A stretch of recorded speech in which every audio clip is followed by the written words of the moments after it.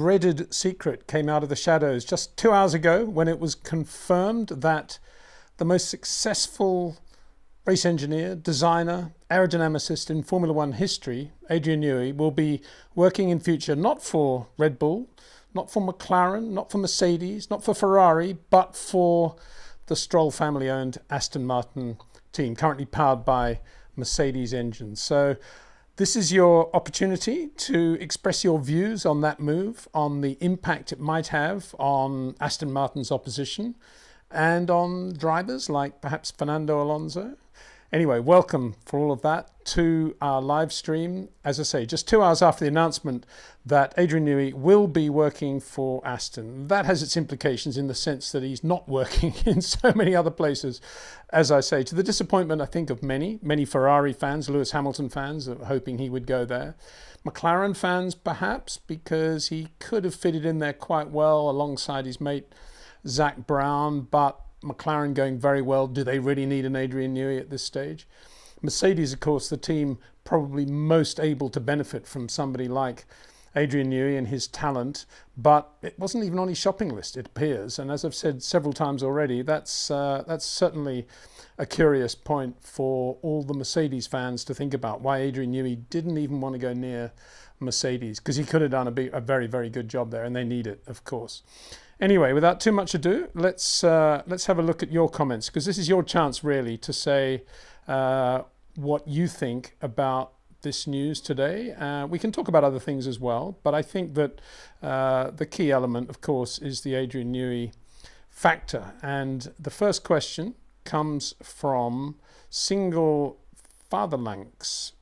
Eddie Jordan, who makes a good point.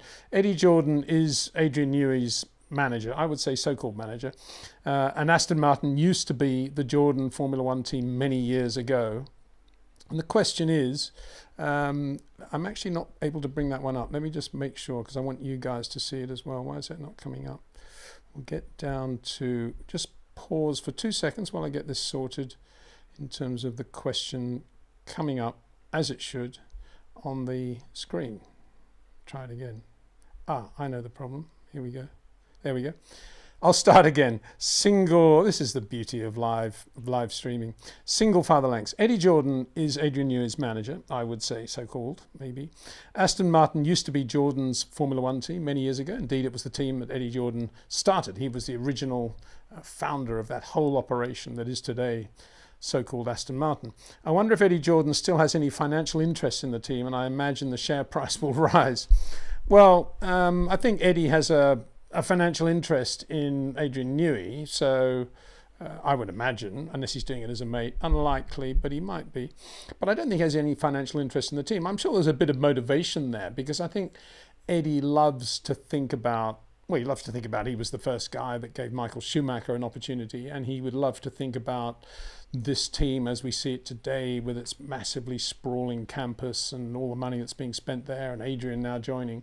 All began because he, Eddie Jordan, started that with Gary Anderson designing that beautiful Jordan car back in 1991, yeah, with Maurizio Gugelmin. And so he would love that. And so that would have been close to his heart, I think.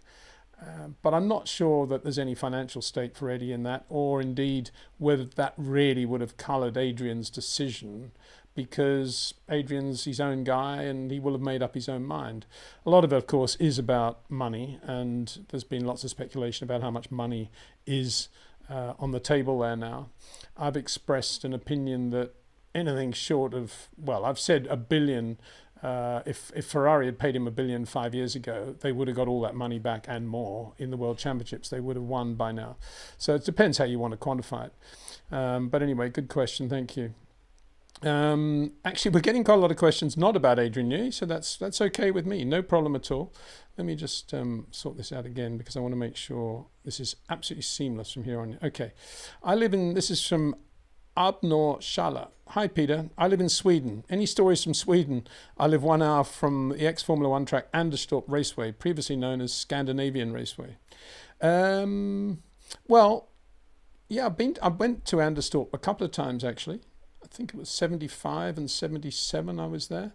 And I mean, it was a great Grand Prix. I loved it. I mean, of course, I'd never been to Sweden before, and I just assumed it was full of forests and Volvos, but it was a lot more than that, and Saabs for that matter.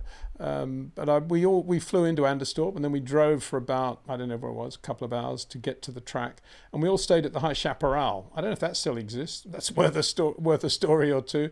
But basically, it looked like one of those US cavalry forts that you see in the old westerns, all made of timber, and that's what the High Chaparral looked like, and lots of Swedes walking around in cowboy hats and cowboy boots, driving pony cars, really, driving Mustangs and Camaros, and they love all that, don't they? Drag racing element. And yeah, that was a great time. I mean, the most unusual thing about Anderstorp, I don't know whether it's the case today, is that, or if it even exists today, but was that the start-finish line was very far away from the start of the race. So that started, the actual race start was miles away on the other side of the circuit, and the start-finish line was by the pits. So it was a very odd thing, and all the teams were a bit strange about that, and you can imagine there's quite a lot of fiddling back in the 70s with lap times and who would really have been on the pole if everything was in the proper place and all that sort of stuff. But I guess the main memories are of that, actually the 78 race as well. I was there, the fan car, when Brabham, unable to do any sort of ground effect version of the Lotus 79 because they were running the flat 12 Alfa Romeo engine rather than the Ford Cosworth DFV, which was perfectly shaped for the aerodynamic Lotus 79 and getting the massive channels at the back of the car, which is why the Cosworth DFV had such a long life. Because of that, Gordon Murray's solution, and Byrne's really endorsing it all, was just to put a massive great Jim Hall-like Chaparral fan on the back, as Chaparral had in the Can-Am, and just have that as the suction effect. And of course it was completely illegal because it was a movable aerodynamic device. But Gordon Murray to this day will still say, no, it was definitely legal because it was a cooling device. And but the funny thing was Herbie Blash, who was a Brabham mechanic in those days, very good Brabham mechanic, as were Charlie Whiting and a whole lot of others. And when the car's ride height was being measured to see whether the suction had any effect, in other words, when the car sank, it was Herbie that had his job was to have his foot under the car to make sure the car didn't come down too far. And he just casually had his foot there while he's looking the other way. So yeah, mechanics always know how to behave, don't they? Byrne loved it all. And of course it was a great result for Byrne because the car was quite correctly declared illegal and wasn't allowed to race again. But Byrne only allowed that to go through, being effectively running Formula One at that stage, as well as the teams, as well as the rules and regulations, politically speaking, on the proviso that he was given the win that Niki Lauda had scored in Sweden. And that's very unusual, isn't it? Quite often, if a car's declared illegal, as we've seen very recently with George Russell in the Belgian Grand Prix, if a car's illegal, it doesn't get the win. They don't say, oh, well, get it right next time. But that's what happened in Sweden. They said, oh, we'll give you the win, providing you don't race the car again. So that was a deal and a half from Byrne's point of view, wasn't it? Anyway, so thanks for that question. Yeah, I mean, the fact that there aren't that many questions around Adrian straight off the bat suggests that everybody thinks a bit as I'm thinking, which is, it's quite boring, isn't it, that he's going to Aston Martin. Imagine if he's going to Ferrari. Imagine how much stuff there would be going on now. So this is the next question. This is from Theodore Shinozuka. There's now a world of opportunity open for Fernando. This is going to be very exciting to watch unfold. Yeah, I agree with that. I mean, that is the major plus side to this whole Adrian going to the Strolls story. And that is that, one, Fernando Alonso, currently, 42 years old. And you could argue, some would argue, maybe in the twilight of his career, has suddenly got rejuvenation and will be doing all he can to be quicker, faster, younger, and better than he's ever been come 2026. I say 26 because next year, yes, of course, Adrian will have an effect on the car, but the first complete car, as it will be for everybody, is that 26 car. And that's the car that, for sure, Fernando Alonso is going to want to be driving. He will not allow his Formula One career to end 1 year short of driving an Adrian Newey car. That just wouldn't happen. It's completely inconceivable. So Lou Sequoia has asked a question. I was wondering if you could tell a good story about Ron Dennis. Well, yeah, I mean, Ron, I think, should be acclaimed for being perhaps even more influential on the way Formula One has gone over the past 40 years than even Bernie Ecclestone. Because, I mean, there's one thing that often people talk about when they talk about Bernie's influence, which was the way the paddock looks and the neatness and the tidiness of it all. A lot of that came from Ron. Came from Ron in Bernie's ear, but a lot of it also came from Ron proactively just doing it, just the way the garage looks. Painting the garage floor, a good example. But well beyond that, you know, the motorhomes, the trucks, the way they're parked, a lot of that was Ron Dennis, as much as it was Bernie activating it all. So there was that. And then, of course, there was the other big thing, which was Bernie fining Ron 100 million, because that was basically the amount that Ron had guaranteed to pay Ferrari if they did a breakaway series in 2009. So that was payback for that, quite simple. Now, let's talk about Ron's contribution.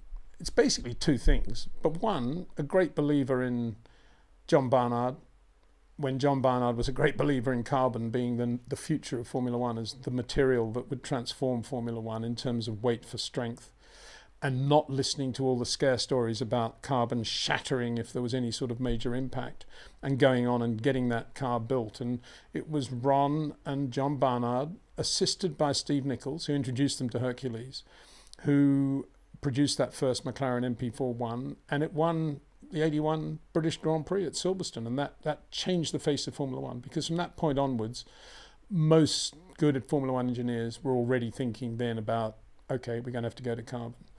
The real turning point was the Italian Grand Prix that year, when John Watson had a massive shunt coming out of the second Lesmo and in the carbon McLaren, and the thing caught fire, explosion, massive shunt, and guess what? It didn't shatter, and John Watson was perfectly okay. I say perfectly okay, it's shaken obviously, but the carbon shell protected him just as they do today, obviously massively improved today. And from that moment onwards, that's when Formula One's safety also became transformed. And so Ron should take 99.9% of the credit for that, along with John Barnard, of course, but for having faith in Barnard to enable that to happen. And John Hogan too, the late John Hogan, should take the plaudits. And then the next thing is, he gave us Lewis Hamilton. You know, without Ron Dennis, I don't think Lewis Hamilton would have made Formula One. So if you look at those two elements, everything that Lewis has done for Formula One, and done obviously in terms of his own career, but done in terms of the profile of Formula One and the branding of Formula One, you add that to carbon chassis, that's pretty big, isn't it? But if you want a story about Ron, it is, you know, there are plenty of them out there, you know, all the detail stories. I suppose one thing that's worth remembering is that he did ensure that his gardener had a decent pair of scissors, because, and still does probably, because it annoys him when the grass that's flush up to the pavements is not absolutely perfectly straight and perfectly cut. So yeah, lawnmower does so much, but you've got to use scissors for the last part. And he also in his house for sure still has a thing about cables or wires. So everything has to be concealed and hidden behind walls. No PowerPoints or wires on display at all. But that's just, you know, I know plenty of Formula One people like that. It's not just Ron. I think they caught the disease from Ron, actually, if that's what I think. Anyway, John Brown says, still no World Drivers' Championship for Fernando. Not quite sure what that means, because of course he does have two, and he might well have a third even in 25. You know, Adrian may magically be able to transform the 25 car into a championship winning car. So John Brown, I think, you know, it's a bit early to say no. Well, it's not even correct, because of course he does have two already. But I think I'm missing the point, actually, because you've got the smiley face on there, which suggests that there's a bit of a joke behind that, which I'm being a bit slow on the uptake about.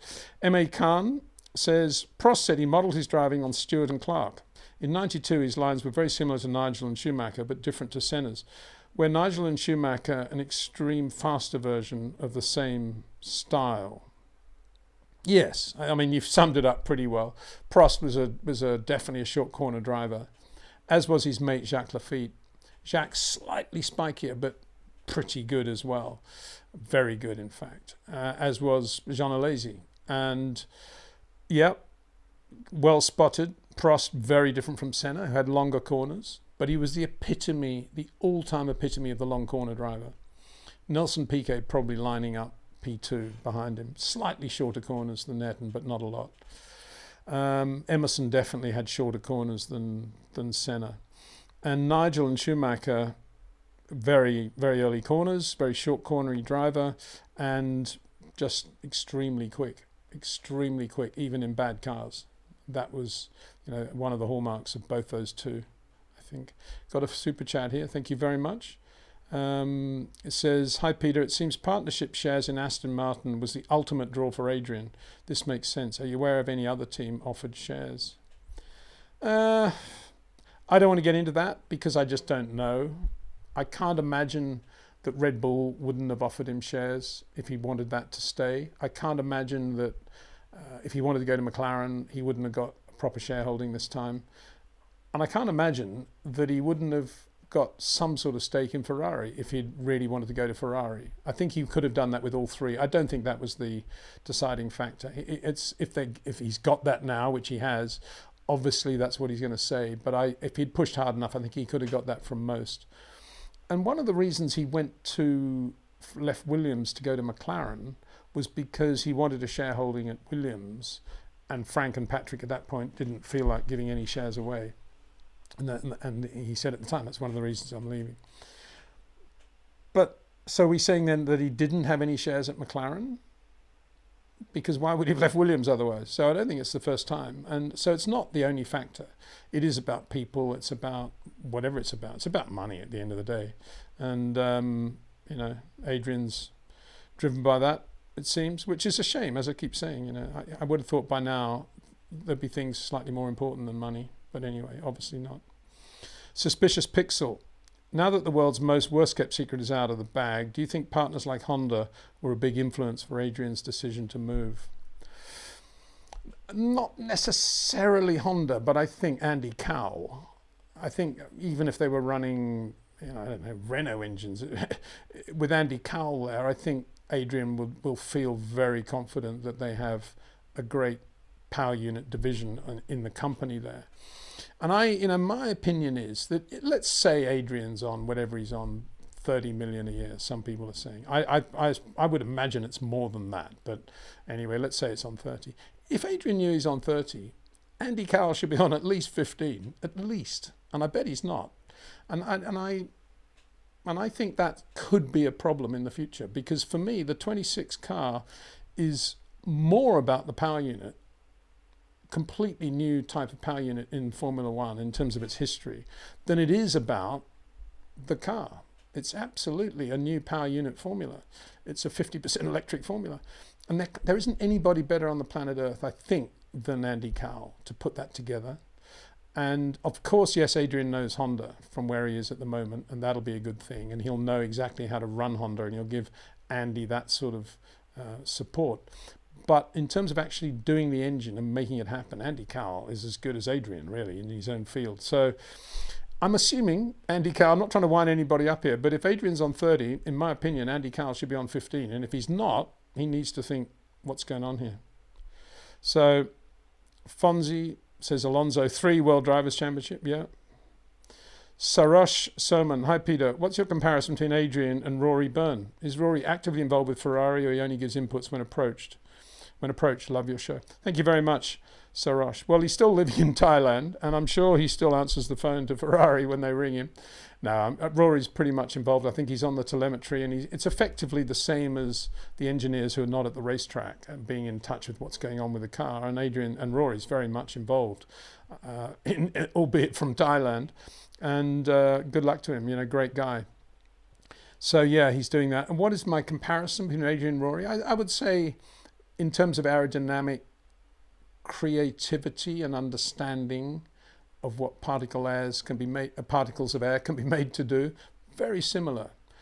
I think Adrian has the edge because he's just got so much experience, whereas Rory's a little bit more restricted in terms of the teams he's worked for and how how he applies his knowledge. Adrian is all of that. And then on top of that, because Adrian is also a great chassis designer, overall car designer, then I think that gives him the edge of understanding aerodynamics as well over Rory, but not by much. I mean, Rory obviously did design his own car as well, the Tolman notably, but more of an aerodynamicist than a chassis designer as such, I think you could say, and without in any way wanting to be unkind to Rory. So yeah, you'd put Adrian ahead of him, but I'm sure Adrian would love to sit down with Rory periodically over a Thai curry and pass the time of day and see what they have in common when next he goes to Thailand. I am Tim. Hi Peter.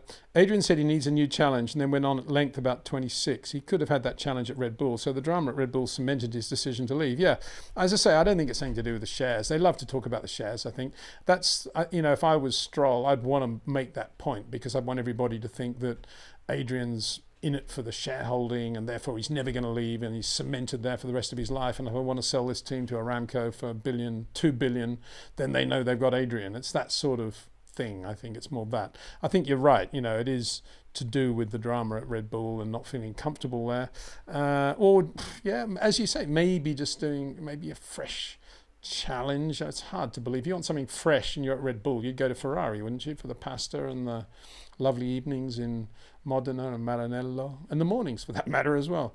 No, I don't think it's a fresh challenge. It's just money at the end of the day, I suspect, and money in the bank, as distinct from shares. And he went, what's a challenge? Yeah, he could have had that. And the 26 car, I don't think, in terms of Adrian's life and his career and his love of Formula One, I don't think the 26 car comes under his description of this is going to be a lot of fun to design and build and develop. I think it comes out of the heading of I can't believe the size of the rule book and how little room we have to maneuver here, and this is crazy and that's crazy and why are they doing that, and if only we did this, and trying to make the best of it in a very logical, compromised way, as Adrian does, but not giving him anything like the rope that he should have or would love to have as the creative engineer that he is, and therefore not the best time in the world to hire Adrian Newey. That probably would have been, back in the Williams, McLaren, early Red Bull days. And as the regulations have got tighter and tighter and tighter, more it's become clear that other technical operations can, put together a good package and be up there with Adrian. McLaren currently being a very good example. So we're low FG2 says, do you think Max will go to Aston? Well, obviously he will go to Aston if Red Bull continue. I say obviously he'll go to Aston. Let's talk about whether he'd fit in at Aston. Let's talk about him leaving Red Bull. I think, let's say Max wins the championship this year, doesn't win it next year, and he's like struggling even to be third in the championship next year. The 25 Red Bull is like, the 20 RB20, but worse relative to its opposition. What's he going to do mid-season in 25 with everybody saying to him, Max, what are you going to do? You must be fed up with Red Bull. Every question from every journalist is along those lines. What's he going to do? What's he going to think? I mean, the logical thing, as I've said many times, is to say, this is 25, the back end of the regulations. We've had a really good run in this stretch of regulations. 26 is a whole new ball game, all new cars. I have no idea who's going to have a quick car next year. Could be Red Bull, could be Ferrari, could be Aston Martin, could be McLaren, could be all of us. Who knows? Until I know what Red Bull are going to produce, I know this team very well. I'm going to leave. I'm going to stay and see what happens. Now, if in the middle of 26, it's very clear that Red Bull have dropped the ball and the quickest car is Ferrari and everybody else is struggling, of course he would try to angle into getting a Ferrari drive, presumably taking Lewis's drive. But Lewis isn't going to want to leave after 1 year, after 2 years of being there and suddenly being in a really quick race-winning car. So Ferrari's not an option. Let's assume it's Aston Martin that have the advantage. and 26 will be the first time, really, realistically, they have this advantage. It's unlikely they'll be head and shoulders above the rest in 25. But let's assume in 26, Aston Martin have the best car. It's the Adrian Newey car, it's the Andy Carroll engine, it's Fernando Alonso winning 7 Grand Prix and heading for his 3rd Drivers' Championship, and Lance Stroll's even won a couple of races. What would happen then? I suspect, yes, he has a chance in at Aston Martin, because Stroll would say to Andy, he'd basically hope Fernando would say, but if not, he would say to Fernando, look, you've won your 3rd Drivers' Championship now, stay on with us as a brand ambassador for the next 100 years. You're brilliant, we love you, but we're going to put Max in the other car.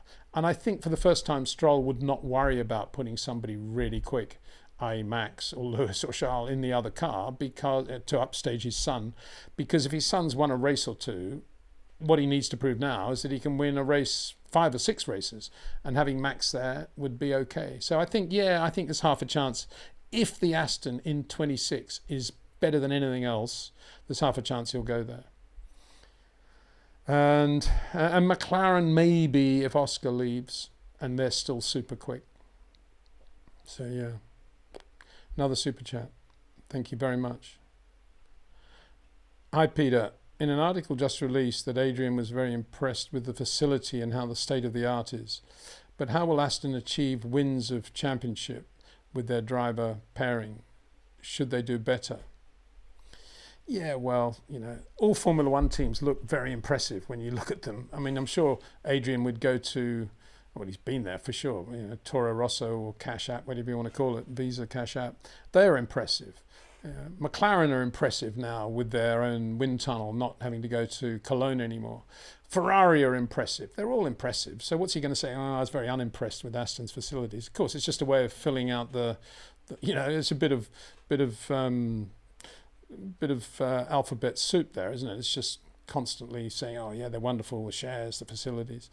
No, it's all about the money and the opportunity, knowing that Stroll's going to bankroll it all, and wanting to get away from Red Bull, I guess. I guess it's that. So what about their current driver pairing? Well, yeah, obviously, Lance Stroll is not going to ever be anything more than Lance Stroll. But having said that, he's good enough to win a Grand Prix or two if the car is good. He has enough talent to do that. And that's what the entire motivation of the father is. It's just, I want Adrian Newey. If I can't, it all started with, I'll pay for him to drive for Williams and he'll do it at Williams. And that didn't happen. So then he moved him out of Williams and he bought Force India, or Racing Point as it then became.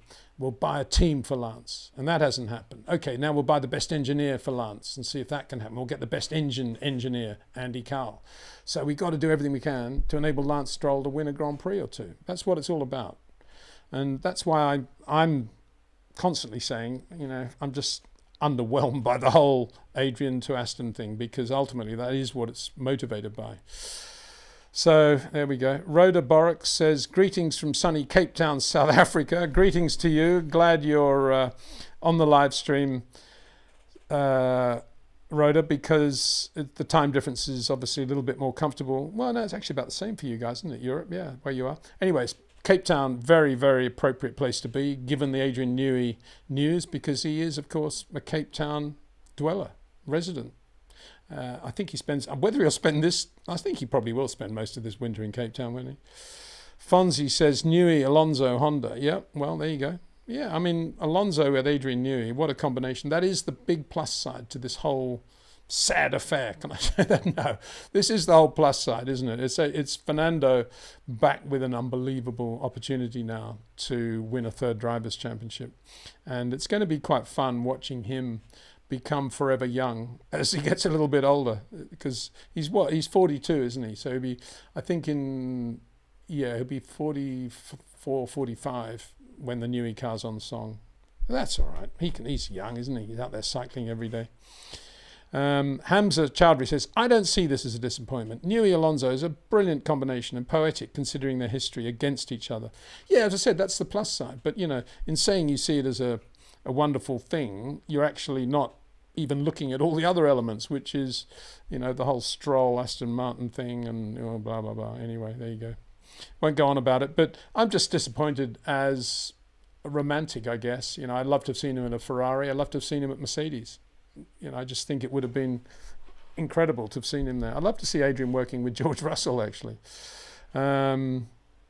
Tire Smoke says maybe he will enjoy working for the team, but won't the driver pairing hinder his performance on track?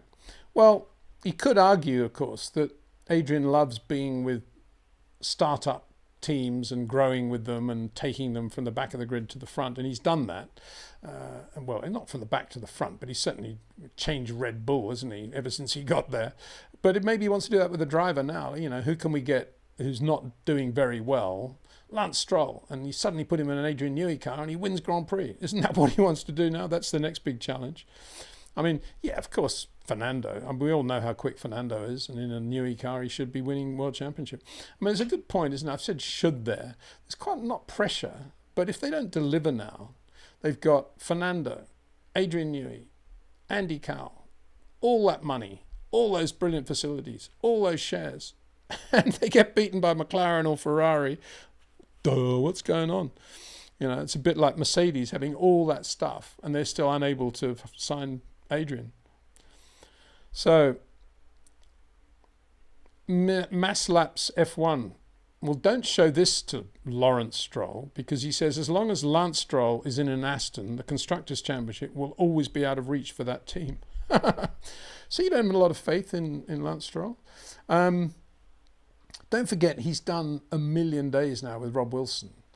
And imagine what he would have been like if he hadn't done those. For all those about to say, oh, well, that explains it. No, imagine what he would have been like if he hadn't done those days. And you know, a lot of what you've seen, when Lance has ever done anything any good, it's always been down the methodology of Rob. And I'm not sure he always listens or remembers what Rob does, but I think he's pretty diligent even today at talking to him. And he probably still does the odd day. And he should keep it up. Definitely. The worst thing Lance can do now is, because what will happen is that Adrian will gravitate towards Fernando, of course, in terms of feedback and where the car's going and what it's like to drive. And we know that with Fernando's setup, Lance can't drive it really. It's just too much understeer for him. He just can't do it. So he needs, somehow, the father needs to say to Adrian, whatever conversations you have with Fernando Alonso, you will have separate ones with my son, and make sure that you get the best from the car for my son. I don't suppose he is saying that, and because there's so much euphoria about the great Adrian, and he is great. There's nothing wrong with the great Adrian, but Adrian's going to be bouncing between the two there, and I can tell you now, what Fernando wants from a race car, completely different from what Lance Stroll will want from a race car. And that's why he's never looked as good as alongside Fernando as he did alongside, say, Sebastian Vettel or whoever else he was alongside. So that's another issue. And if Fernando starts going unbelievably well and Lance gets worse and worse, that won't be a happy team either. Because the emphasis always, the Stroll emphasis, even though there's lots of talk about all that other stuff, the only reason Lawrence Stroll got into Formula One and has done what he's done is to enable his son to win Grand Prix and to win World Championships, and he believes he has the talent to do that. Otherwise, he wouldn't be doing it. So the question arises, and I suspect this is why Lawrence Stroll is selling some shares and maybe sort of coming back a little bit, will be, you know, if Lance, for whatever reason, I don't want to say anything bad, but let's say for whatever reason he isn't able to race anymore, what is Lawrence Stroll's motivation now for being in Formula One? Well, not much, really. I mean, he obviously, having got this far, I guess he'd like to take it all the way and win a world championship, or win races, first of all, and win a world championship. But, and then sell a whole lot for as much money as he can get. So that's the exit strategy if he gets bored with it all for whatever reason. Ernest Henley. What will Adrian do with Aston and the regulations on the cars for 25?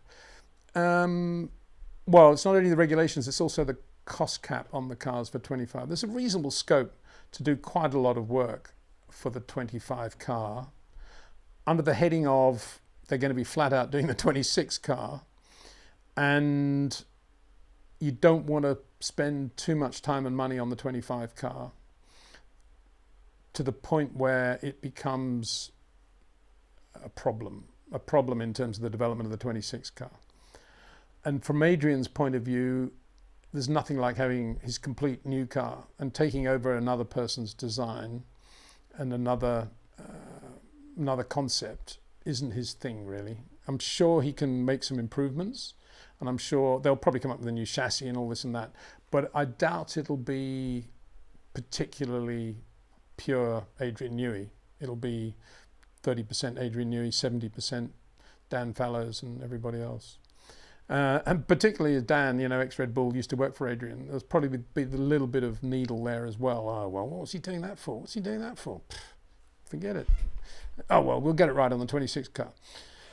But I can tell you one person, though, who'll be pushing to have as much Adrian Newey as he possibly can in the 25 car, and that's Senor Fernando Alonso. He will want that car to be as much Adrian as he can get. Because 26 isn't a given for Fernando. That's what he's obviously what he wants. And right now, if he was to sign a new contract with Aston, he'd be happy to sign it through to 28 probably. But I can't imagine Aston will do that, because they will want to, certainly 26. I can see them signing him for 26, but I think they'll want to keep their options open for a max deal in 27. Andrew T's changing the subject back to McLaren. Do you think McLaren will finally decide who their number one driver is? I doubt it. No, I think. I've just been reading through the pre-Baku press stuff from McLaren, and it's all along the lines of, now we realise that our car's really competitive for both championships. We're going to be fighting very hard to score as many points as possible, or some incredibly outlandish statement like that. And there was no reference to, now we really need to focus, and we realise we've made a lot of mistakes in terms of the way we've handled things, and we're going to have to change things around big time in Baku if Lando's ability to score points is in any way threatened by another driver. None of that. No.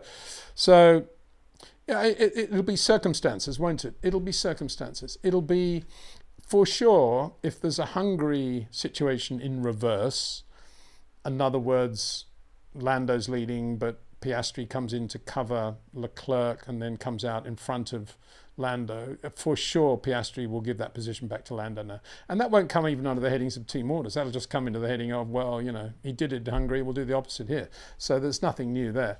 The big decision will be if they say they're running first and second, Piastri 4.5 seconds ahead of Lando Norris.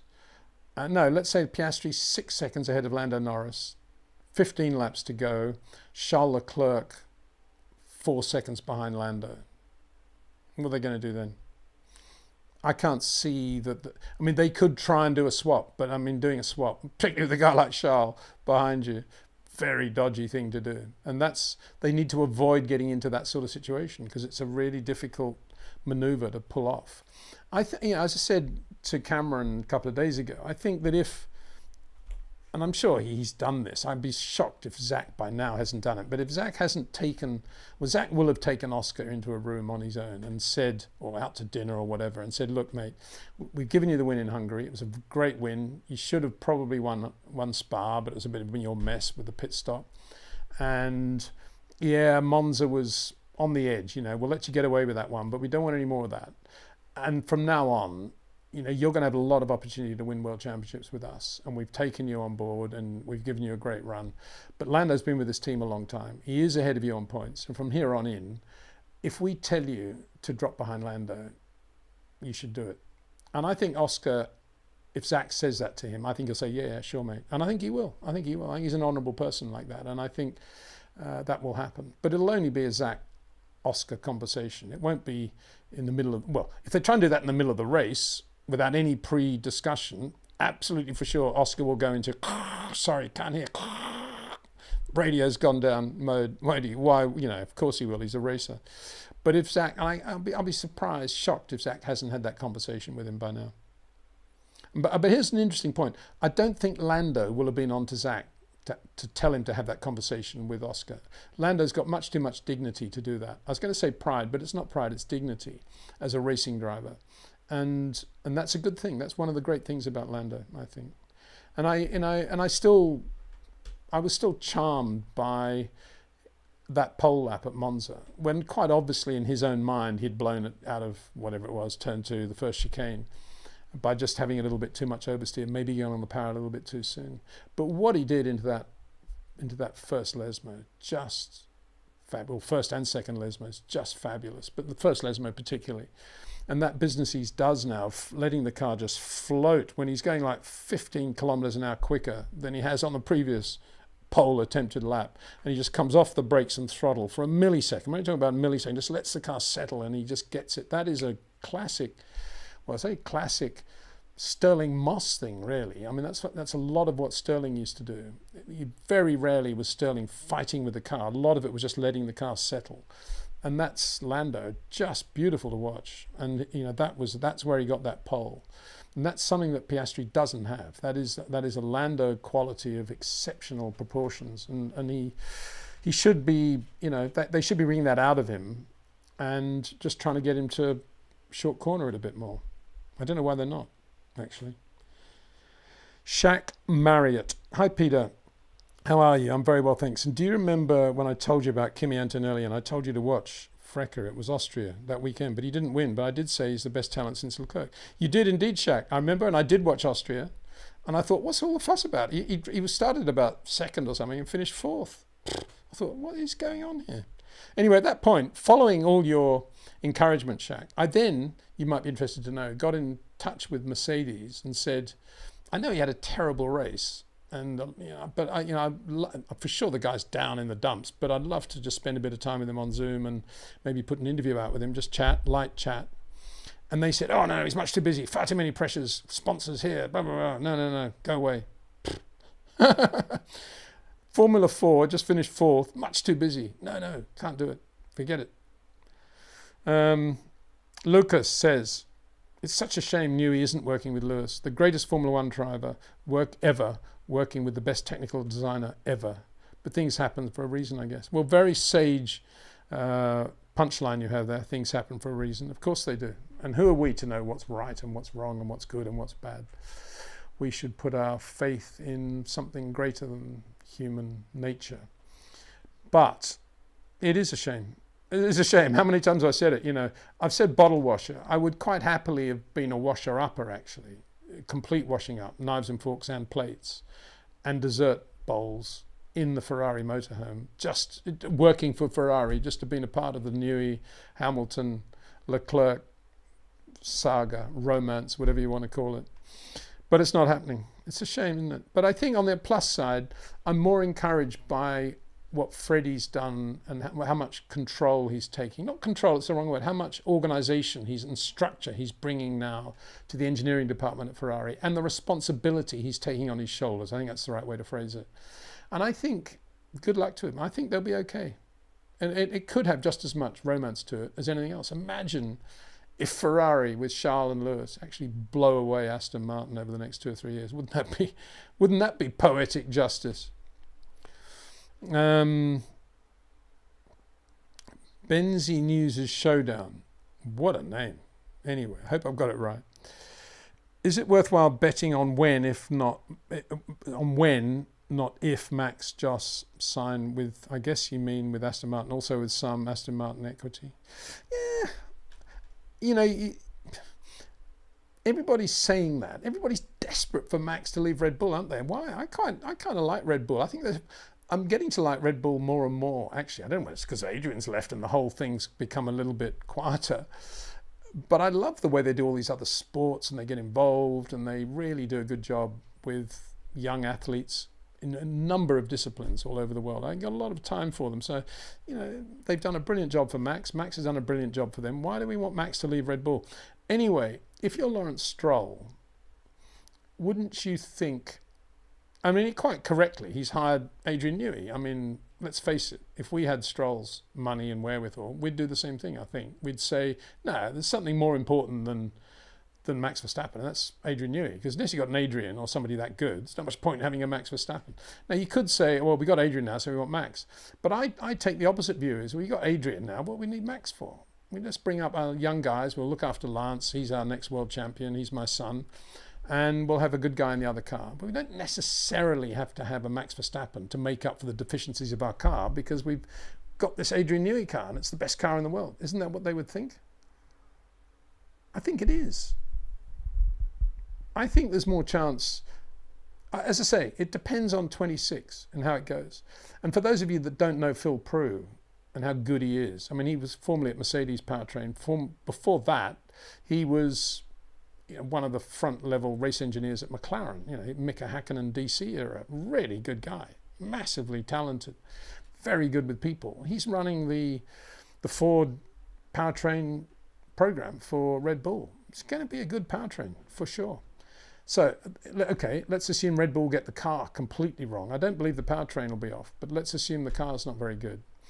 And as I said, Max then, basically he's got the pick of the bunch. I think he could push, if he pushed hard enough, he could get a drive certainly at Mercedes and probably at Ferrari. It'd be a bit difficult because of the Lewis thing, but I think he could.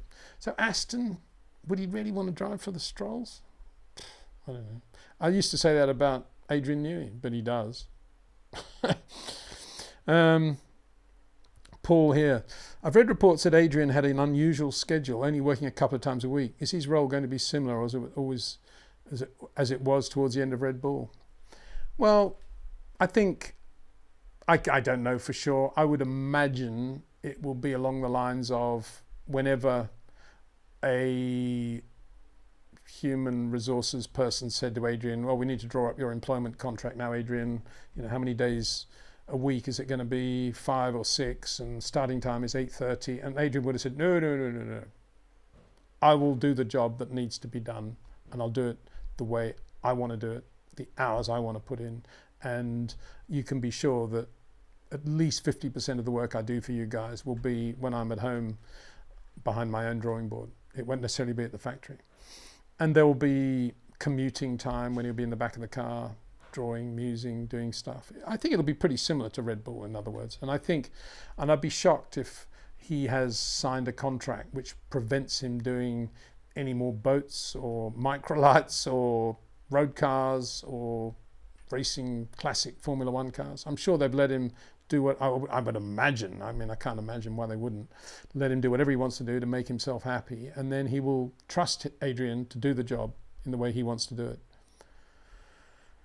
it. Conservator says, who said you can't drive a Formula One car at 65? Well, it's interesting, isn't it? Because the FIA, after Max had to raise the minimum age for Formula One drivers, I wonder if they're going to start reducing the maximum age because of Fernando's ability to race competitively at age 65.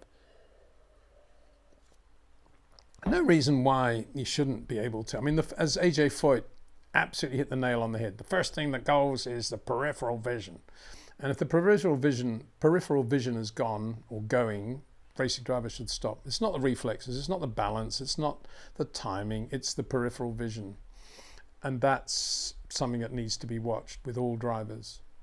And when AJ was at his peak, remember there was that famous Roger McCluskey story of, Roger was another quick IndyCar driver, of AJ driving around the circuit in the pace car with Roger in it and a couple of others. They were all having a laugh, and there was a fly in the car. And it was annoying everybody. And AJ was driving, and he was on the way, and he suddenly went like that and just caught the fly without even taking his eyes off the road. I've tried to do that a few times. It hasn't worked so far. And so, yeah, it's the peripheral vision, and how good that'll be, I don't know. I remember Gilles Villeneuve in Brazil, 82, and sadly he lost his life in 82. I remember him doing eye muscle exercises with a orange, I think, on a string or something like that. And he was just doing that, and his eyes were going either side. And I said, what are you doing, Gilles? And he said, I'm just working on my, eye muscles. Very important to keep my eye muscles very strong. I work on that more than I do my neck muscles. I thought it was quite interesting. So Fonzie says, Adrian can't work for Aston until March 2025. Yeah. What does that mean? He can't turn up at the factory. I'm sure he can say, no, get rid of that, do this. He's down in Cape Town, can't he? I mean, all that gardening leave stuff. I have as much respect for gardening leave bits of life as I do for budget caps, to be honest. Diego Marina, hey Diego, hola. Hi there, everyone in beautiful Murcia. Yeah, that's where we are. Actually, I was talking to Carlos Sainz Sr. the other day, telling him we live in Spain. And he said, where you live? I said, Murcia. He said, where? I said, Murcia. Where? Murcia. Oh, Murcia. He said. Yeah, anyway, Murcia. Daddy Lawrence, big bucks. Yeah. Thule bike racks. Yeah, I like Thule bike racks. This is all Trail Brake 3. I'm going to put that up. Yeah, good stuff. They look good. I'm not sure I'm not massively into biking out in the the mountains, but I love the look of bikes on Porsche Dakars and things. Benzie News Showdown. Is the Aston Martin enough of a green Red Bull that Adrian Newey could help its pace? Or if it's all focused on 26, will the car just be running a few experiments with the following year's design? Yeah, as I say, I think there's a limit to what he's going to be able to do in 25. And he's not going to want to do too much on the 25 car because, if things aren't right and you can't fix them, he's not going to want to start putting his stuff on that car. He's just going to want to focus on 26.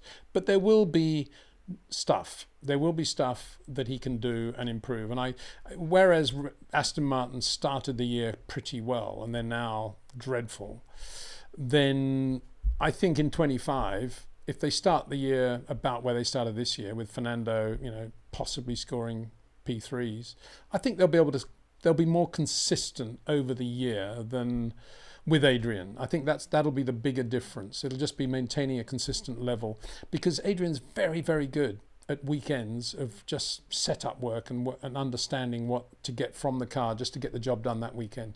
I can't understate that enough or overstate that enough. He's very good like that, and he'll work really well with Fernando in that respect as well. So I think that'll be the biggest difference. It'll be more on setup and getting the best from the car rather than some radical thing on the car that will enable it suddenly to be right up there with, say, Mercedes and Ferrari. Steve T, did you ever get to meet Roger Williamson? Yeah, sure I did. And he was, just fairly quietly spoken. Just a very nice guy. What can I say? Polite, nice, very quick. Very quick. I mean, if I had to... We were talking about Alan Prost earlier. In terms of style of driving, I would say Roger Williamson was quite near to Alan Prost. Definitely short corners, definitely very compact in the way he drove. There's nothing ragged about Roger Williamson. And in days when it was very easy to, be Jean-Pierre Jarier and have the back end out, beautiful drifts, Roger was always working on the front of the car. Really quick driver. Very close, of course, to his mentor, Tom Wheatcroft, and such a sad day. I was at Zandvoort in '73 when that accident happened. It was just dreadful, absolutely dreadful. I can't even think about it, bad to think about it today. PWB, hi Peter. My name is also Peter. Oh, well, that's good to know. Thank you very much. That's good. Does Stroll's son have a future with Aston Martin? Yeah, that's why Stroll's in Formula One, because of his son. Because he believes his son has the talent to win Grand Prix, and therefore, if he can win a Grand Prix, string it together and you win a World Championship. That's what he thinks. That's why he's doing all this. That's why he put his son through Formula Renault, karting, Renault, Formula 3, right up into Formula 1 with Williams, and it's why he keeps paying for it all, because he wants his son to win. Quite sure if he wants his son to win for his son's glory or his own glory, that's another question, of course, but that's what he wants, and that's why he's doing all this. So you could say, in all fairness to Stroll, that if we as fans are going to benefit now from the sight of Fernando Alonso being in a very quick Formula 1 car, then it's all because of Stroll's money that he spent on Lance. Because if he wasn't doing that, Newey wouldn't be going to Aston Martin. So there is an upside, as I keep saying, to this whole thing. Benzie News again, Showdown. If it's all focused on 26, will the car just be running a few experiments the following year's design? Well, it will be experiments, but the following year has so little relation to what we're doing in 25 in terms of power unit or the chassis. I don't think there'll be many experiments they'll be doing. Monday Pappy, hi PW. How long do you think it will take Aston Martin to get the money invested in Adrian Newey back?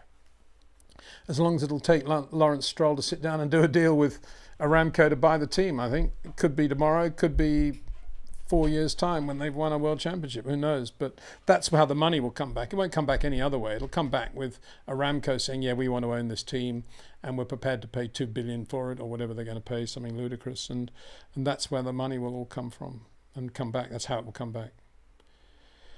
Bangwin. Hello, Peter. Hope you're doing well. Who would you consider to be the closest runner-ups in their attempts to sign Newey to their ranks? All the best, and thank you for your insights. From Finland, thank you very much. Finland, a country I've really fallen in love with ever since I did the Rally of the Thousand Lakes in August, and love that country. Jyväskylä. I want to go back there. I want to see it in winter now. And yeah, great place. Anyway, I think he definitely thought again about going to Ferrari. He's had 2 long thinks about it.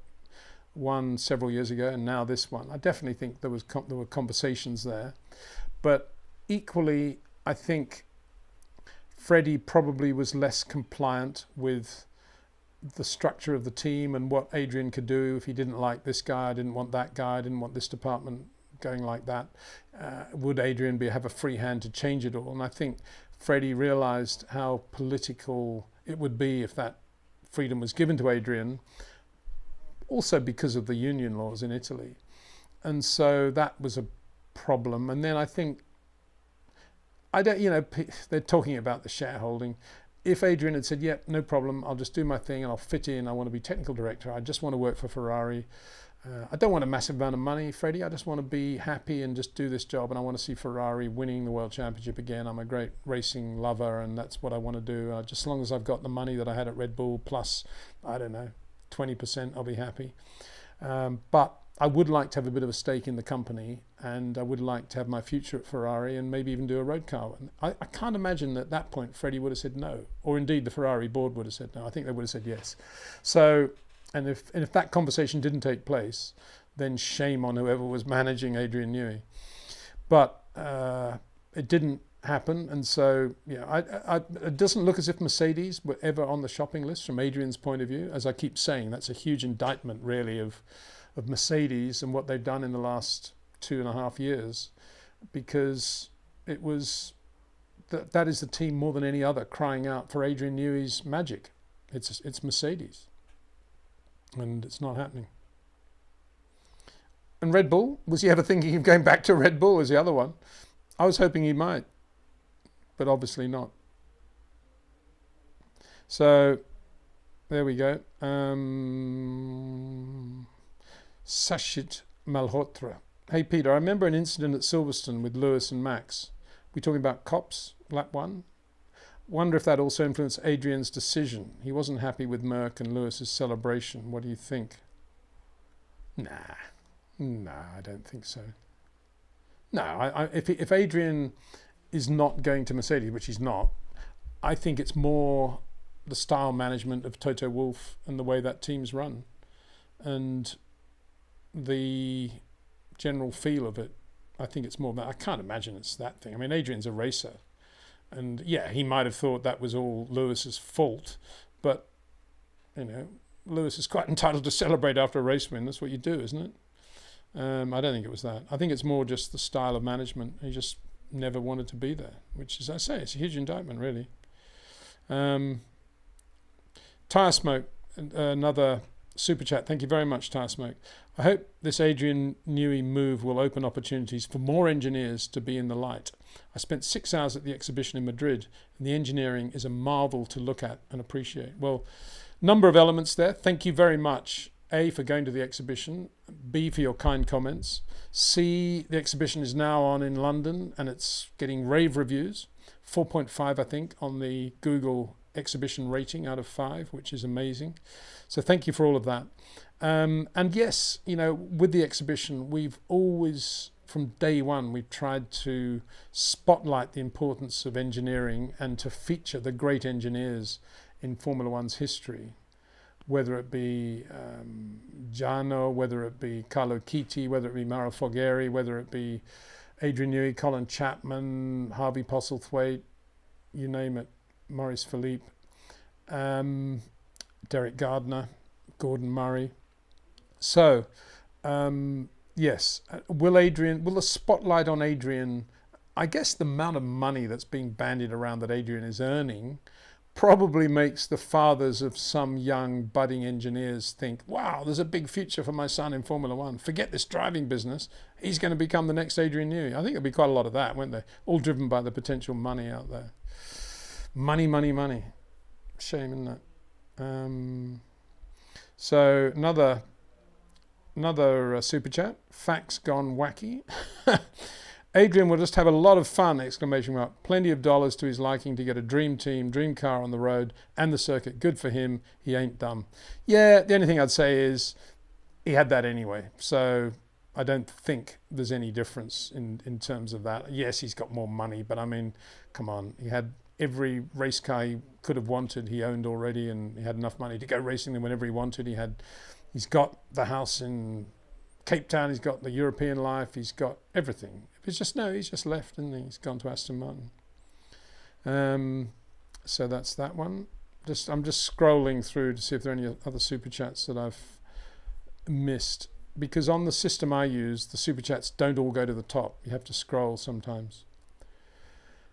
So here's another one, super chat I found. Thank you very much. Genius Genie. Seeing the issues with McLaren and how ruthless Zach is with his drivers, do you see a possibility of a 28 Red Bull situation happening there? Well, we've already got one, haven't we? You know, what Piastri did to Lando in the second chicane at Monza was very much Sebastian Vettel versus Mark Webber at Red Bull. So we've got one. The question is why they allowed it in the first place, which we've talked a lot about, and how poor the management has been so far. And the next question is what can they do about it, and should they do anything about it? And should, as I've said, you know, I was quite facetious at the beginning of a Cameron chat or a live stream not so long ago, I can't remember which, but I said, you know, maybe Zach decided long ago, maybe the day he signed Oscar Piastri, that he wasn't really interested in racing for points. It was all about the race on Sunday, and if these two drivers are constantly racing one another and crashing, he doesn't really mind, because it's all what Formula One's all about. Hard to believe that he would think that way, but it's possible. I mean, more than most, Zach's actually a pretty good driver himself, A, and B, he's definitely a racer. So, you know, he would be the last person who would enjoy telling either driver to slow down or move over. But what they do from here on in is kind of dependent on the situations in which they find themselves in every given race, and how they then manage them. We know how they manage it from the pit wall. It's, oh, come on, Lando, you know, for the good of the championship. Remember what we talked about before the race. It was pretty pathetic, isn't it, really? When you think about now, all that stuff that was going on in the middle of the Hungarian Grand Prix. I mean, why didn't they have all that sorted? They will say, well, we did have it sorted, it's just that Lando didn't listen. Well, they had something so complicated that it could never be sorted, because you can't apply team orders based on pit stops and covering a third driver, a competitor, and then wondering whether you're going to come out in front of your teammate or not. As I say, there's too many variables you start doing that. All you have is a decision that, yep, if on the pit wall they think that we need to reverse positions, we won't go into discussion why. Oscar, if we tell you to do it, you will do it. Lando, if we tell you to do it, you will do it. If that's what they want to do, just keep it simple like that. So all that discussion, come on, Lando, you know what we talked about, you know, for the good of the championship, the good of the team, you want the team behind you. What's he saying? If he didn't let Oscar win, the team wouldn't be behind him? I mean, it's just crazy, all that stuff that was going out on air. So yeah. So here we go. Now, a lot of people are getting annoyed that some of our viewers and listeners have asked questions not about Adrian Newey. And I'm not annoyed, and I say don't give anybody a hard time, please, on what question they want to ask, because this is a live stream. And I knew that 70-80% of it would be based around Adrian. But if somebody wants to talk about Anderstorp or six-wheel Tyrrells or Roger Williamson, they're very welcome to do so. Sachit Malhotra says, also a huge fan. What an awesome job you're doing with these live streams. Thank you very much. It's very kind. Very kind. Syed Shoaib says, hi Peter, what kind of age health related causes constitute a contract to the statute that Newey signed? Millions in responsibility involved. You mean how much did his age and health come into the contract for Adrian? not quite sure I understand that question. I don't imagine any. Racing drivers, racing people don't think more than a couple of months ahead anyway, do they? Guys like Adrian go on forever, and good luck to him. And I don't think that would have been an issue. I think some more super chats here. Let me just have a look. Robert L says, I'm late to the chat, but I'm curious about this before I review the whole vlog. Realistically, what are the odds of Lance leaving Aston Martin so they can leave the seat for a capable driver, taking full advantage of Adrian's genius? Absolutely zilch. The only reason Lawrence Stroll is doing any of this is to enable his son, Lance, to win Grand Prix and maybe even to win a world championship.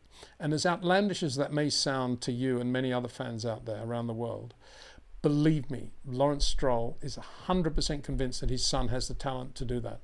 And nothing will change that. And everybody in the team knows that. That's why it's a bit of a weird team, because they don't know what to say half the time.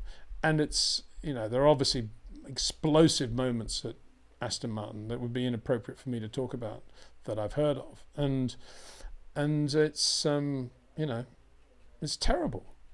Really, it's not terrible. It's a father believing in his son and doing all he can. And if along the way that's given employment to a lot of people, brought a lot of new money into the sport, and if along the way that's prompted him to buying a team and signing Adrian Newey, then all to the benefit of Fernando Alonso in this case at the moment, then that's the upside to this obsession with his son. But just to give you one idea of what it was all about. This is only a third-hand story, but when Sebastian was at Aston Martin, it was decided at the start of the year that they would, if there was a new upgrade, but only one of it available, say on a Friday, then they would take it in turns. It would always go to Sebastian because he's the 4 times world champion. Oh, no. It was all, take it in turns. But Sebastian accepted that. But when they got to Barcelona and there was a new floor and it was Sebastian's turn to get the upgrade, it was given to Lance. And when Lance went not to Lawrence Stroll, but to somebody within the team, a management level person, and said, what's going on here? Surely I should have the new floor. Apparently the reply came back from Stroll Senior. Well, if Seb wants the new floor, tell his old man to buy it for him.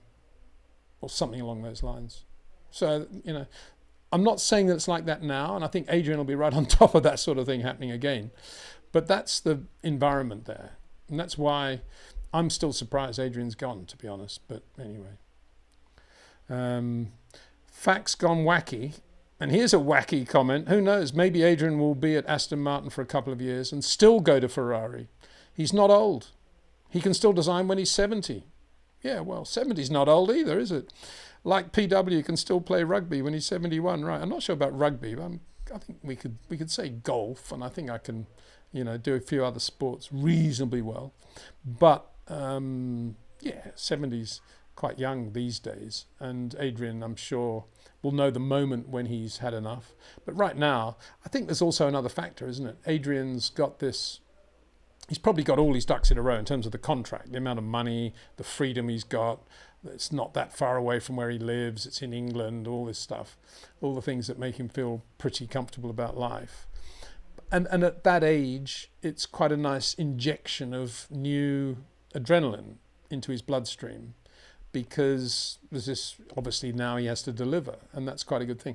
He could also have had that at Ferrari, but maybe there was a sort of romance element to the Ferrari thing, whereby the pasta and the lovely sunsets and the beautiful evenings in the restaurants in Modena would have been a bit more of an attraction than the work side of it.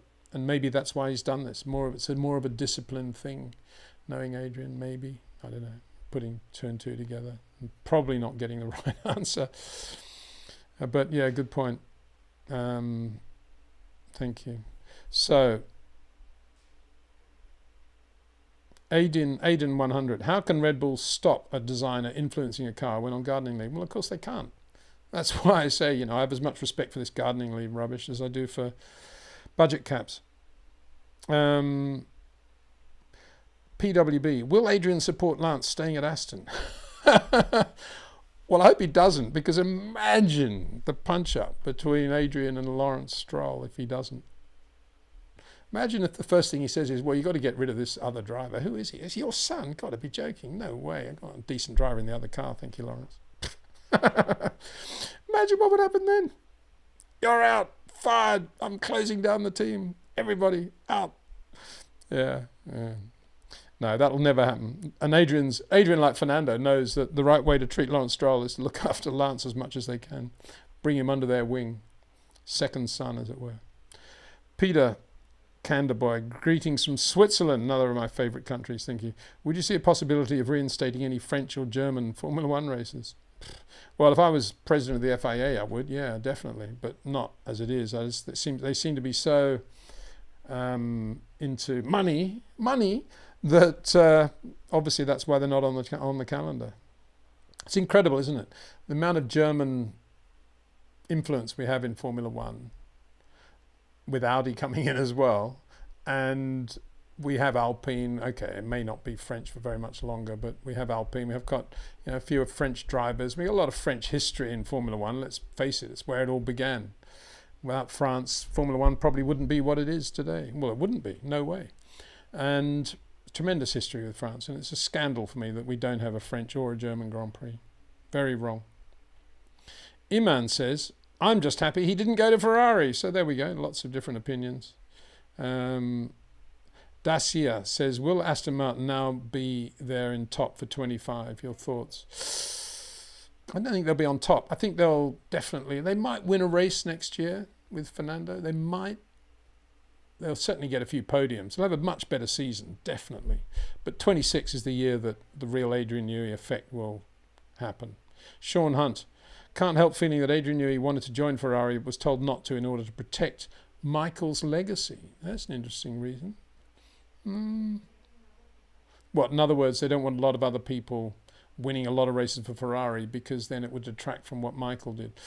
Yeah, I don't see it that way. I think people will respect and remember Michael's era for what it was, and if Charles Leclerc happens to win 4 world championships in a row now, that'll be the Charles Leclerc era, and it won't in any way detract from what Michael did. That's my opinion. I think it was more that they're a very rigid company, Ferrari, like all European-based companies, because of the union laws, and that would have been it. And also I think it's a little bit more industrial, a little bit more urban at Aston Martin compared with Ferrari, where it's very romantic and very nice for a guy like Adrian, as I said earlier. Another super chat. Robert L. Oh no. Okay, it just came up again as a new super chat, but it was an old one, sorry. So Fonzie says, did Newey want to be a shareholder in other teams when he worked there? Yes, he did. That's exactly the point. He did want to be a shareholder. And that's why, one of the reasons he left Williams when he did, because he wanted to be a shareholder. And I guess he was a shareholder at McLaren, because I don't think he would have gone there if he wasn't. Bangwin. I was also curious about your views on possible influence, if any, Adrian may have on the next time Aston Martin are looking to sign the next driver. Yeah, he will have an influence now. I mean, on the proviso that he knows the situation with Lance, and on the proviso that he is not the only man that makes the decision, he definitely will have an impact. I mean, I remember, as if it was yesterday, sitting in the car with Rob Wilson when the phone rang, and it was Adrian on the phone asking Rob's opinion of Mark Webber before Webber had signed for Red Bull. So yeah, no, he does have quite a lot of opinion to express, and he does have quite a lot of influence, I think. And if he arrives at Aston, well, he has arrived at Aston, but if he's saying now to Lawrence Stroll, the next piece of the puzzle is we've got to get Max Verstappen, because he knows me so well and I know him so well, and if you really want to win Grand Prix, you've got to do it with Max. And I don't really know Fernando, and I don't really understand the way he drives with that quite abrupt initial turn in, and we may win a race or two, but if you really want to do it, Lawrence, you've got to have Max. Then they'll get Max. I can't imagine Adrian would say that, because I think he quite likes the idea of working with various drivers and bringing the best out from them. And I think he really relishes the challenge of, can he enable Lance Stroll to win a Grand Prix? I think that's probably quite an interesting challenge for him. And can I win another championship with Fernando? So I think it would be more that. But yeah, I mean, he certainly would have an input on what they do. Daniel Gould, hi Peter, hi there Daniel. Radio Paddock F1, cheers from Brazil, great name, and good luck with everything you do in Brazil there. El Jaffa Matuvu, this is a big joke. Peter, for those who don't remember, this is the team that copied a 2019 Mercedes, copied parts and brakes, used a Mercedes engine, and Aston Martin really disappointed. Okay, quite sure. You're disappointed that they've now signed Adrian, so they don't do that anymore and they do everything uniquely. Or you're disappointed that he's going to a team that did so much copying that they're not a real team. Bit of both, probably. Fausty McFast says, Formula One is about bending the rules. Well, yeah, exactly. I mean, Adrian's pretty good at that. And no, as I've said before, no self-respecting Grand Prix team should exist without a cheating department. I say cheating. I mean, it's obviously not cheating as such, but bending the rules department. Kadani Lukalimana. Good day, Mr. Windsor. Love from South Africa, 2026. Adrian, Aston Martin, Max and Fernando lineup. If Red Bull is not performing, of course. Thank you very much. Well, as I say, Red Bull may not perform in 25, but I don't think that will be the motivation for Max to leave, to go to Aston, because they may have Red Bull is such a different set of regulations. Red Bull quite capable of having a very good car in 26. So why would Max want to leave before he knew where Red Bull were in 26? It's such a big change, sea change for Formula One. And anyway, if Aston Martin are looking pretty good, who's he going to replace in 26? Fernando Alonso? If Fernando's had a pretty good year in 25, which would be the only reason Max would be interested in going there in 26 with Adrian, Fernando's not going to walk aside and just stand aside and let Max take over his seat, is he? I can't imagine he will. Frederick Thorne, hi Peter, can we expect to see Adrian with his clipboard in the paddock with Aston next season? Yeah, absolutely. Clipboards, what's wrong with clipboards? What's wrong with Rolodexes and clipboards and the pen and pieces of paper? Isn't that? It's a great invention, I think. Discovered it the other day. Paper, pen, much better than all that keyboard stuff. H. Doan, Daddy Stroll could just sack Alonso when they have a championship dominating car, insert some average driver, so Stroll Jr. could become world champion. Well, yeah, absolutely. He could. I don't think he would, because I think it would devalue the... Well, I wouldn't devalue it. I think he'd always want to have a name driver in the other car. And I think so long as Stroll Jr. is winning a race or two, he'd be quite happy to run a Max in the other car. If Stroll Jr. is not winning in an Adrian Newey car and Fernando Alonso is winning 7 races, then that'll be interesting, won't it? As I say, that'll be Lawrence Stroll saying to Adrian, now you need to start setting the car up for my son. And there'll be aggro then, for sure. Because he won't assume that it's because Lance is not quick. He'll assume it's because the setup that Fernando's got doesn't suit Lance. Facts gone wacky. Great for Aston Martin. They have the best designer ever. Not just only for their cars on the roads, but also for Formula One. Adrian will make something out of it. He ain't stupid. I wouldn't have said he's the best ever. It's still hard to beat Colin Chapman, in my opinion, but, Anyway, I think... different times, obviously, but I think Adrian would always take his hat off for anything to do with Colin Chapman. I suspect he's got a soft spot for Mauro Foggieri as well. I think he agreed with me. I may be wrong here. I don't want to put words in his mouth, but I think he agreed with me that the Ferrari 330 P4 was the best looking sports prototype ever built. I think he said that. Clinton Mead. Adrian only starts in March, so he's not going to have much influence. Yeah, we've had that one before, but it's true. Andrew Storm says, no short corners. Okay, well, tell me why, Andrew, and I think we could go along with your request, but I need to know why you think that, if they're faster, quicker, and only capable of being created by drivers of exceptional talent, and it's the common factor that bonds Jim Clark with Sterling Moss, with Michael Schumacher, with Alan Prost, with Nigel Mansell, with Lewis Hamilton, with Charles Leclerc, and with Max Verstappen. Given all that, I'm interested to know why you don't want to have short corners. Interesting. RP Brook, how would Newey design the car to maximise Alonso's ability? Great front end. Don't worry about the back. Just give him massive turn in. and so he doesn't have to run as stiff as he normally does. And consistency, obviously no bouncing whatsoever, and getting away with not running any sort of extreme cambers that accelerate tyre graining or wear or heat, and just making it as big a sweet spot car as you can, and also be very quick in the straight line. There you go. Yeah, please that. Thank you very much. Deal done. Colin James. Thoughts on Newey's comment regarding Lawrence being an old school owner who's involved with a team? You're typically down on Stroll's operation. Aside from money, why might Newey feel different? Well, because Newey has to feel different. He's gone there and it's his new boss. So what is he going to say? I wish he had the class and the dignity of Rob Walker, or who was the last old school entrant? Lord Hesketh, probably. But he's not. He's all... I'm not going to actually go into detail because there are so many things now that I could say that would be inappropriate on air. I'm not going to say it, other than to say that, in my opinion, Lawrence Stroll is as far from being an old school Formula One team owner as a rear-engined Formula One car was from a front-engine Aston Martin in 1959. That's what I would say.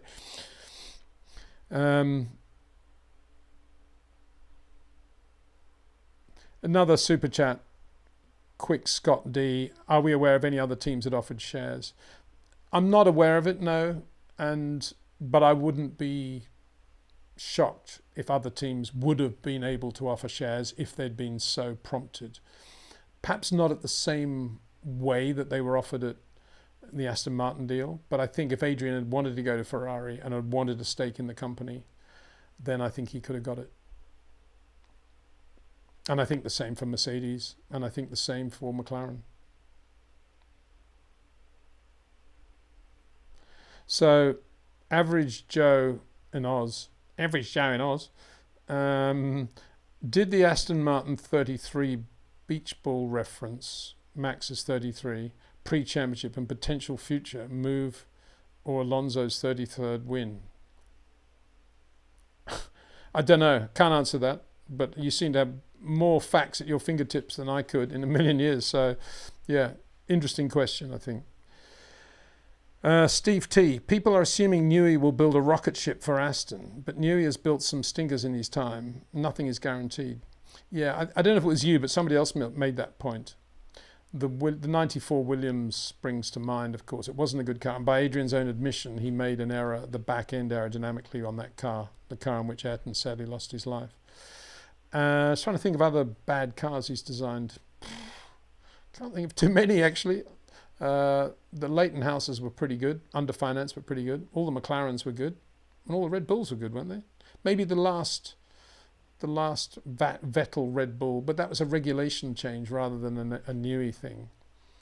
So I suppose you could say this year's car is not brilliant. It's not bad. Still leading the both championships, and he's won quite a lot of races. So, he did actually. His record is pretty good, actually. So there's an interesting thing. Clinton Mead to Anderstorp. You have to drink every time Peter mentions short corners. It's the rule. Good. Well, I'm sure they do. But I know some people must think, what is Windsor on about, these short corners? It can only be because nobody else talks about them, I suppose. But I've no idea whether they do or don't, because I don't actually look at other people's sites or listen to what they say anyway, or read anything. I just do my own thing. And secondly, I'd like some evidence as to why short corners aren't about the most important thing in a driver's potential repertoire. Now, I know Ayrton Senna, sadly, no longer with us, but if he was, he'd say, yeah, but Windsor, I never use short corners. But a lot of other great drivers did, and I can't think of any driver on the planet who's ever had the level of talent of Senna in terms of precision and judgment, because that's what you need if you're not a short corner driver. So all these people that are having a drink or having a laugh or a smirk at Windsor, I want proper explanations of why you think short corners are not important and or irrelevant. Well, same thing, isn't it? RS Brown, if Fernando were to win in a Newey design car, he'd be the first 40-year-old champion since Brabham, Farina and Fangio. Fernando's in the wrong era. Yeah, and let's just not forget about old Blackjack Brabham, because he was 40 in 66 when he won his third world championship in his own car. Pretty significant achievement. And then by 70, he was, 44, Fernando's age, and he was racing wheel to wheel with the fastest driver in Formula One at that time, Jochen Rindt. He was absolutely as quick as Jochen Rindt, age 44. So don't even think that Fernando's not capable of doing at least that and more. Williams would have offered him shares. Yeah, well, that goes without saying, but, do you want Williams shares? Oops, I shouldn't be saying that. Kartik do you think Verstappen's dominance during the last few years will be the same as Vettel's 2010 to 13 run? Well, it has been over the last two years. This year it's getting a little bit frayed around the edges, but should battle through and win the championship. 25, jury's out. It could be the most competitive year in Formula One, with Red Bull, Mercedes, Ferrari, Aston Martin and McLaren, all with very, very evenly matched cars.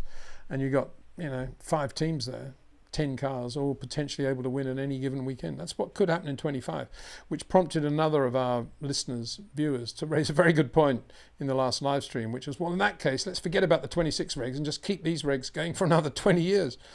Good point, except Formula One isn't like that. We've got to change. We've got to adapt to the times. We've got to have half electric cars now. So there we go. Some people are asking the same question twice. Try not to do that, because it makes my job a little bit more difficult. Robbie C, I'm going to have to wind this up soon as well, because it's getting to be Dexter walking school run time.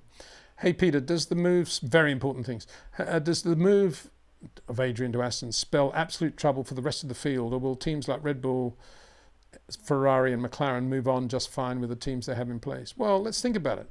McLaren haven't had Adrian Newey, and they've got a pretty good car right now. Ferrari just won the Italian Grand Prix, and they won the Monaco Grand Prix. They don't have Adrian Newey. So I think Adrian will be the first to say that he's not uniquely the only person in the world that can design a great Grand Prix car, or top of a team, leader of a team that can do that. Arnab Das, you said Ferrari should have offered €1 billion to get Adrian. Yeah, I did. I said they should have 5 years ago when they had the chance to get him. €1 billion. Take it or leave it. There's the cash on the table, all in whatever notes. Bit of the stake in the company as well. And I think they would have got all their money back. That's all I'm saying, because that's how big an impact he would have had on Ferrari over the last 5 years. But they didn't. So there you go. So the Shadows Realm says, Peter the Hunk Windsor. I'm quite sure what that means. I think it's a compliment. Thank you very much, the Shadow Realm. Arnab Das, but would you have said that to Adrian sold for money? Oh, I see what you mean. No, I'm saying that that's what Ferrari should have done. I'm not saying that Adrian necessarily, Ferrari should have spent whatever it took, an outlandish amount of money just to get Adrian. But that's different from saying Adrian is motivated by the most amount of money he can get from one of the top teams. That's a different thing altogether. And so I know where you're coming from now, but that's not the point I'm making. I'm saying Ferrari lost out, because $1 billion to them is not a lot of money, is it? For what they could have got in return. And yeah, I think from Adrian's point of view, if he has gone to Aston for the money, then he really blew it by not going to Ferrari. I'm not saying that offer was on the table, but it could have been and should have been. Raul Shumper, why not say Stolz? I think it means Stroll's real name, Strulovic. Really? I didn't know that. I don't know, probably. Rhoda Borix, from Cape Town. There you go, Rhoda. I can remember. Are we going to see the 26 cars going round the hairpins with the engine on full chat, charging up the battery? I asked a few engineers about that, what it's going to sound like. They said it's going to be a little bit better, the engine note, compared with the current ones, they think. But yeah, I think there could be a lot of battery charging and all that stuff. Annoying, isn't it? But that's the way Formula One feels it has to go. Personally, I don't agree with that. I think Formula One should be a show above all, like the World Rally Championship. And I think there are other ways of Formula One being perceived as moving forward into the next generation than just changing the Formula One cars. We could have had our own version of Formula E, for example, on the Formula One calendar at every race. with some of the Formula One drivers competing in it. That's how we could have, solved the problem of what are we doing about electrification. I don't think we should have changed the Formula One cars. I've said that many times. The reason that never happened, of course, is because Byrne wound up Jean Todt by persuading him to go to the Bahrain Grand Prix in the middle of a civil war. And Todd got such bad publicity out of it that he decided to effectively do all he could to separate himself from Byrne in Formula One. And that's why he then endorsed Formula E very early in Formula E's life with its own commercial rights and set it up as a separate championship instead of the logical thing, which was for Formula E to have become part of Formula One and Formula One to remain V10s and mega engines and noise. That's what that was all about. That's where we should be at, but we're not. We've got, as you say, battery charging now. JS, Peter, here's somebody else that's going to annoy all the people that want to talk about Adrian Newey, but I welcome the question. Peter, could you please tell us about Jackie X? I was a boy in '68 when I saw him beat Jackie Stewart at Mosport. Wow.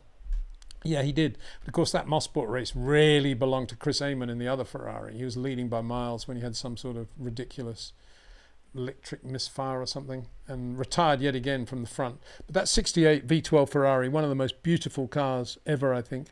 Adrian would probably agree with that as well. Another Mauro Foggieri car. As a matter of fact, when Adrian was at Williams, we were chatting one day about he was going to buy a Merc 500 SL, and we were chatting about other cars. And he said, the other car I want to get is a BB 512 Ferrari Boxer. Just for the engine. I want a flat 12 engine, he said. I totally got that. Andrew Storm. I think so anyway, going back to Jackie X. Yeah, X, 68. Yeah, it was his first full season in Formula One in a Ferrari. He won his first race, of course, in that wet French Grand Prix, the tragic French Grand Prix in which Joe Schlesser lost his life. But he won it beautifully on wets, Firestone wets, and Pedro Rodriguez was really good in that race too. People didn't really take note, but that was the first sign after Longford 68 of how good Pedro was in the wet. And that's also the race in which Vic Elford finished fourth in the Cooper BRM in his first Grand Prix in the wet at Rouen. Unbelievable. Anyway, getting back to Jackie X, yeah, he was just super quick. Very, very quick. Having had the son of Pascal X, very good journalist, Belgian journalist, and grew up in the sort of motor racing environment on motorbikes, trial bikes, single seaters, Mustangs, you name it, he raced it. Always fast, always good in the wet. And yeah, 68, he was fabulous. Really, really good. But I wouldn't have said it was a straight out defeat of Jackie Stewart. I just think, that race was his teammate's race, Chris Amon's. That's how that race should be remembered, I think. 68, actually, you're talking about, you said Mosport, that was Saint-Gevit in 68. That's why I'm saying that. Mosport was 69? Mosport, is that what you're talking about? No. I don't know. 68. The Canadian Grand Prix was at Saint-Gevit. A circuit owned by Lawrence Stroll, I think. It certainly was. I say I think because I don't know if he still owns it, but I'm just going back through Super Chats. I'm going to have to make a move now. Tire Smoke. This is another Super Chat. Thank you, Tire Smoke. Any genius engineering creations that boggled the mind and stood out that you can tell us about? Well, all of them. Virtually all of them are Colin Chapman's ideas, whether it be the Lotus 88 twin chassis car, which neatly got around legally, in my opinion, the ride height rules of the time. Brilliant by having one chassis that was legal and another chassis that was suspended when the car was running. That was great. I think, so if you go back to Count de Dion, who won the first ever race, did he not? In a electrical steam-driven tricycle. I think he was the only entrant as well. Certainly the only finisher. But he won that race in the late 1800s in France. Count de Dion. And he designed the de Dion rear suspension arm, which was used on many Grand Prix cars throughout the 20s, 30s, 40s, 50s, 60s, and 70s. So, was that maybe the greatest single piece of design ever in the history of the sport, the de Dion arm on the back of the car for stiffness and doing the job. So many things. Colin Chapman, monocoque chassis. Colin Chapman, stressed engine with the Cosworth engine. Colin Chapman with side radiators and chisel nose. Colin Chapman with ground effect with Peter Wright in the Imperial College wind tunnel. So it goes on. I mean, the six-wheeled Tyrrell was bizarre because it still had basically the same frontal area as the four-wheeled Tyrrell. So it didn't actually improve things in a straight line. But when Williams and March, particularly Williams, who did a lot of testing with it, put the four-wheel drive front wheels on the back of the car and left the front alone, that was a super quick Formula One car. Amazing traction, unbelievably quick in a straight line, banned it straight away. So, yeah. And where we go. A couple more. I think there's some contentious ones here. Isan Jehadi. What do you think of Gordon Murray allegedly stealing credit for Steve Nichols' work in the old McLaren days? I don't think he has. And I don't think Steve's stolen anything from Gordon. I think a lot of people have misquoted both of them. And I think a lot of people fail to understand the situation, which was that Ron hired Gordon Murray from Brabham as technical director, I think. And his brief was not only Formula One, it was road cars. And thanks to Gordon, we had the amazing McLaren F1 road car and other things. And he was in charge of the Formula One department as well. But McLaren already had a system in place where Neil Oatley and Steve Nichols alternated as to who would be the chief designer of the next year's Formula One car. And for example, Steve designed the 88 MP4 and Neil did the next car. And so Steve was the chief designer. Gordon Murray was the technical director. Gordon brought some of his thoughts to McLaren and they were integrated into the car. Steve Nichols had a lot of evolution in his design, but should take full credit for initiating the initial carbon deal between Hercules, John Barnard and Ron Dennis, and had a great understanding of that car and its evolution, as did Neil Oatley. And I think all three of them worked incredibly well. So that's my position. These days, you know, Gordon, a lot of people like to see Gordon taking credit for all of those cars as he designed them all, or some people think Steve Nichols was a designer or Neil Oatley was a designer. I think it's as I just explained it. And because Ron set up that, it's quite difficult to say who should take the most credit for each car. They were a team. And if Gordon says, I designed this car, then that's not true, probably, because the car was actually designed by Neil or Steve. But if Steve or Neil said it was our car, Gordon had nothing to do with it, that's wrong as well. So that's why it's a complicated answer. Alan C.